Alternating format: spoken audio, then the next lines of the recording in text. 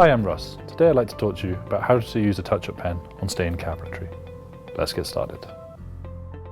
Okay, touch-up pens. These can be really handy to touch up minor nicks and scratches on stained product cabinetry. This pen here happens to be called a warm walnut. Kind of ignore the name of the pen, we use whatever pen works on the color that we're working on. This light brown sample that we have here, there's a scratch here on this edge that really kind of jumps out at you. It's not necessary to completely refinish this area. You can just take a pen like this one and just lightly add some color. You really don't want to push down.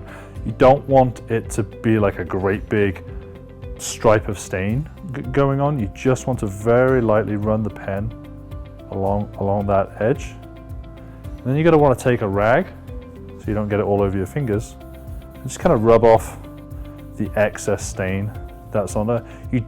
The goal is for it to not look like you've actually just put a pen on your cabinetry. If you guys can see, that's now nicely disappeared and that scratch is now gone. Other areas where you can use a touch-up pen in the kitchen is often on the lower cabinetry, gets nicked and dented and scratched from vacuums or people's feet or pets. So if we look at the corner of this island here, a few scuffs on top, and then a little bit more damage on the edge of this column here. So when applying the stain pen to a sharp edge like this, it's actually best to use the side of the pen, which is unconventional. Use the side of the pen versus using the end of the pen, because you only want to put the stain where you want to put it and not everywhere else. Once again, the aim of the game here is to use the pen but not make it look like you've used a pen. So you just take the side of the pen, lightly on the side of this edge.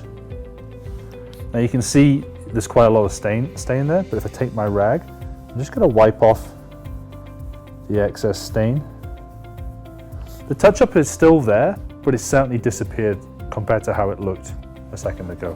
I'm going to use the pen again, just very lightly on the side, getting rid of that mark. If I was to leave it like that, it wouldn't look very good. That's where the rag comes in. So we're getting the stain where we want it to go. Got another couple of little nicks across here, another one on the edge of the mitre. Rub the excess off. With a little dent there. Starting to look better. Okay, on the end of this mitre here, it has been chipped and scratched significantly. We're just going to rub the pen on the side. Once again, trying to get the pen where you want it, but not everywhere. I'm using the side of the pen. It's important to work all the way to the top of the mitre so you have a uniform color. Taking the rag again, getting the excess stain off. Okay, now we've got stain where we want it. There's a couple of other little nicks and scratches. Don't be afraid to just kind of rub the pen on like that and then go along with the rag.